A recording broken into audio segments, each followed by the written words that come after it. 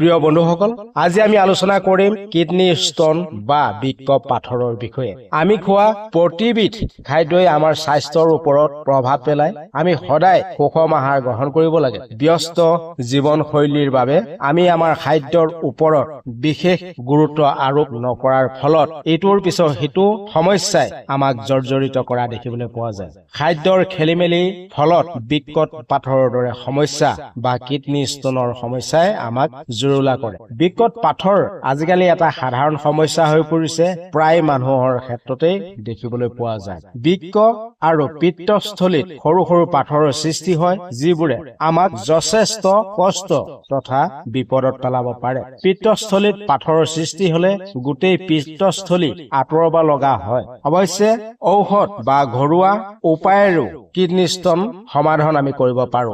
আমি কি কি খাদ্য খালে কিডনী ষ্টনৰ পৰা আমি ৰক্ষা পৰিব পাৰো আৰু কোনবিধ খাদ্য কমাই খাব লাগে আৰু কোনখিনি সতৰ্কতা আমি অৱলম্বন কৰিলে কিডনী ষ্টনৰ দৰে সমস্যাসমূহ আমাৰ জীৱনলৈ নাহিব, এই গোটেই কথাখিনি আজিৰ ভিডিঅ'ত আপোনালোকে পাবলৈ সক্ষম হ'ব।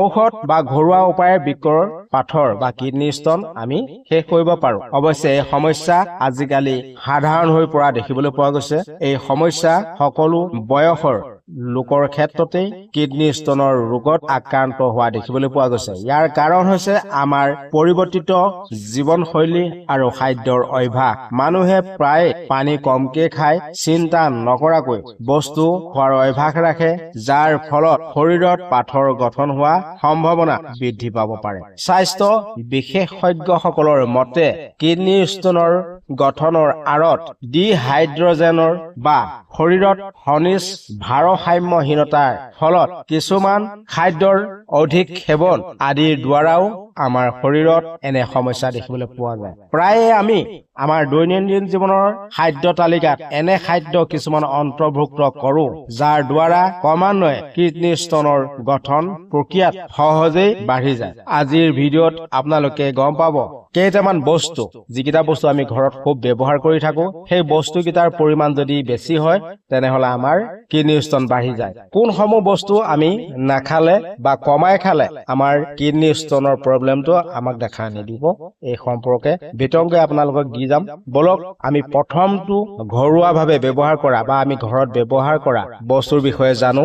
যিটো বস্তু আমি কিমান পৰিমাণে খাব লাগে বিতংকৈ জানিব লাগিব, কাৰণ আমি যদি মনৰ চখতে বেছি পৰিমাণে খাওঁ তেনেহলে সাধাৰণ যেন লগা সেই বস্তুৰ পৰাও আমাৰ কিডনী ষ্টন অতি কম সময়তে হ'ব পাৰে। প্ৰথমটো ঘৰুৱা খাদ্য বস্তু হৈছে পালেং শাক। পালেং শাক কিডনী ষ্টন হোৱাৰ ক্ষেত্ৰত আমি সম্ভাৱনা দেখিবলৈ পাওঁ। পালেং শাকত আইৰণ বেছিকে পোৱা যায়। পালেং শাকত অতিমাত্ৰা আইৰণ থাকে। স্বাস্থ্যৰ বাবে ইয়াক অতি উপকাৰী বুলি গণ্য কৰা হয় যদিও আনফালে ই আমাৰ কিডনীৰ পাথৰৰ ক্ষেত্ৰত সম্ভাৱনা বেছি কৰে। অৰ্থাৎ আমি যদি জোখতকৈ অধিক পৰিমাণৰ পালেং শাক খাওঁ তেনেহলে আমাৰ কিডনীৰ পাথৰ হোৱাটো নিশ্চিত। যিসকল লোকে ইতিমধ্যে পাথৰ হৈছে তেওঁলোকৰ বা পালেং সম্পূৰ্ণৰূপে পৰিহাৰ তেওঁলোকে কৰিব লাগিব। যিসকল লোকৰ কিডনী ষ্টন হৈ আছে তেওঁলোকে পালেং শাক নোখোৱা ভাল। আৰু ইয়াৰ পিছৰটো বস্তু হৈছে কচু শাক। যদি আমি কচু শাক অধিক পৰিমাণে ব্যৱহাৰ কৰো তেতিয়াহলে আমাৰ কিডনী ষ্টন হ'ব পাৰে। আমি কচু শাকত থকা অক্সালেট আমাৰ শৰীৰৰ কেলছিয়ামৰ সৈতে মিলি স্ফটিক গঠন কৰে, যাৰ ফলত আমাৰ কিডনী ষ্টন হ'ব পাৰে। ইয়াৰ পিছতে আমি দোকানৰ পৰা যিসমূহ ড্ৰাই ফ্ৰুটছ আমি কিনি পেলাই আনি খাওঁ, যেনে ধৰক আলমগু, কাজু, বাদাম আৰু কিছুমান গুটি। কেনেকুৱা ধৰণৰ গুটি? এই গুটিসমূহৰ ভিতৰত কোন কোন কেইটা গুটিৰ বিধ পৰিছে এই ক্ষেত্ৰত আমি জানি ল'ব লাগিব।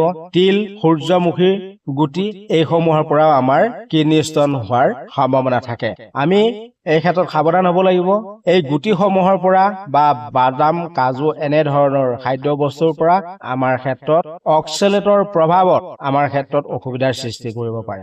যদিও আমি ইহঁতৰ পৰা পুষ্টিকৰ ভিটামিন পাওঁ, তথাপিও ইয়াৰ কিছুমান অধিক ব্যৱহাৰৰ ফলত আমাৰ শৰীৰত পাথৰ হোৱা দেখিবলৈ পোৱা যায়। বিশেষকৈ আগৰ মানুহে কিডনীৰ সমস্যা ইমান ভোগা নাছিলে, কিন্তু আজিৰ সময়ত কিডনীৰ সমস্যাটো বেছি হৈ পৰা দেখিবলৈ পোৱা গৈছে। ইয়াৰ পিছত আমি ক'ব পাৰো চকলেট বা কেক জাতীয় সামগ্ৰী। এইসমূহ বস্তু আমি পৰাপক্ষত ল'ৰা ছোৱালীৰ পৰা বা ব্যৱহাৰৰ পৰা অলপ আঁতৰাই ৰাখিব লাগে শিশু সুৰক্ষা কৰ্মীসকলে এই ক্ষেত্ৰত সাৱধান কৰি দিছে চকলেট কেক এইসমূহ অক্সলেট পৰিমাণ বেছি থাকে সঘনাই বা বৃহৎ পৰিমাণে সেৱন কৰিলে শৰীৰত অক্সালেটৰ মাত্ৰা বৃদ্ধি পাব পাৰে যাৰ ফলত কিডনী পাথৰ হোৱাৰ সম্ভাৱনা বেছি হৈ পৰিব পাৰে এই খাদ্যসমূহৰ পৰিমাণ বেছি কৰিব নালাগে কম পৰিমাণে ব্যৱহাৰ কৰিলে ভাল এইসমূহ যদি বেছি হয় তেনেহলে আমাৰ স্বাস্থ্যৰ কাৰণে হানিকাৰক হৈ পৰিব ইয়াৰ পিছতে আমি চাওঁ আহক বেছি নিমখযুক্ত বস্তু আমি খাব নালাগে কোনসমূহ বস্তু য'ত নিমখৰ পৰিমাণ বেছি আছে ৱেব মেডৰ মতে অত্যাধিক নিমখ সেৱনৰ ফলত কিডনীৰ পাথৰ হোৱাটো বা কিডনীৰ সমস্যা দেখা দিব পাৰে কাৰণ আমি ঘনাই ঘনাই পেচাব কৰাৰ ফলত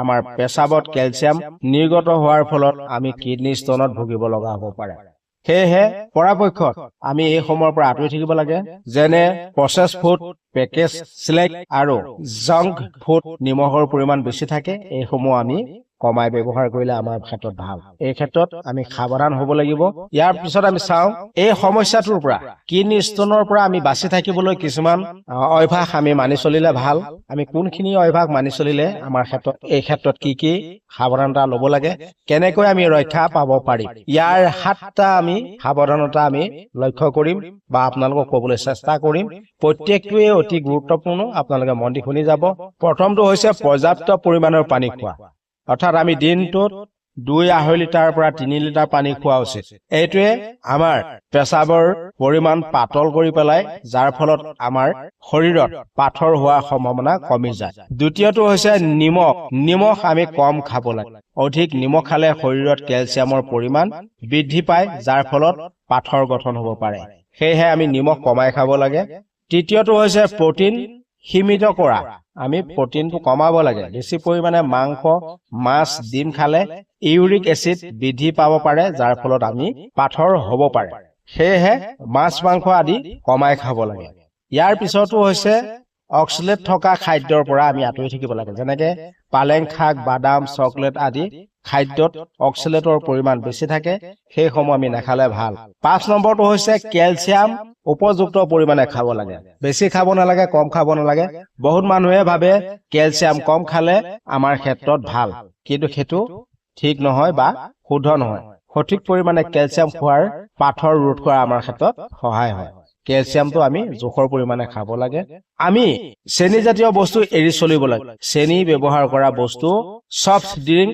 পৰাপক্ষত আমি এৰি চলিব লাগে এইবোৰৰ দ্বাৰা আমাৰ কিডনী ষ্টোন হোৱাৰ সম্ভাৱনা থাকে নিয়মিত আমি 7 নম্বৰটো হৈছে আমি নিয়মিত ব্যায়াম কৰিব লাগে খোজ কাঢ়িব লাগে মুকলি ঠাইত ঘূৰিব লাগে যাৰ ফলত আমাৰ শৰীৰ সক্ৰিয় হয় তেজ আমাৰ চলাচল কৰে আৰু কিডনী পাথৰ হোৱাৰ পৰা আমি কিছু শতাংশ ৰেহাই পাব পাৰো এইখিনিতে জনা দৰকাৰ কেতিয়া আমি চিকিৎসকৰ কাষ চাপিব লাগে যেতিয়া আমি উল্লেখ কৰা নিয়মকেইটা আমাৰ গাত দেখা পোৱা যায় তেতিয়া আমি চিকিৎসকৰ ওচৰ চাপিব লাগে বহুত যদি আমি কঁকালৰ বিষ হয় বা পেটৰ বিষ হয় তেতিয়াহ'লে আমি চিকিৎসকৰ ওচৰত যাব লাগে যদি আমাৰ পেচাবত তেজ যায় তেতিয়াহ'লে আমি ডক্টৰৰ ওচৰ যাব লাগে বমি বা জ্বৰ বা বমি হোৱা এইখিনি ক্ষেত্ৰত আমি চিকিৎসকৰ ওচৰত গৈ পৰামৰ্শ ল'ব লাগে প্ৰিয় বন্ধুসকল এয়াই আছিল কিডনী ষ্টোন বা পাথৰ হলে আমি কি কৰিব লাগে ইয়াৰ সমাধান কোনখিনি সমস্যাই আমাক জৰ্জৰিত কৰিব পাৰে কোনখিনি কথা আমি মনত ৰাখিব লাগিব কোনখিনি বস্তু আমি খাব নালাগে আৰু কোনখিনি বস্তু কিমান পৰিমাণে খালে বা আমাৰ ক্ষেত্ৰত ভাল ইয়াৰ বিতং তথ্য আপোনালোকে কথাখিনি মনত ৰাখি নিশ্চয় নিজৰ জীৱনটো সুৰক্ষিত কৰি ৰাখিব পাৰিব ভিডিঅ'টো যদি ভাল লাগিছে লাইক কৰি দিব চেনেলটো সাবস্ক্ৰাইব কৰি দিব আজিলৈ ধন্যবাদ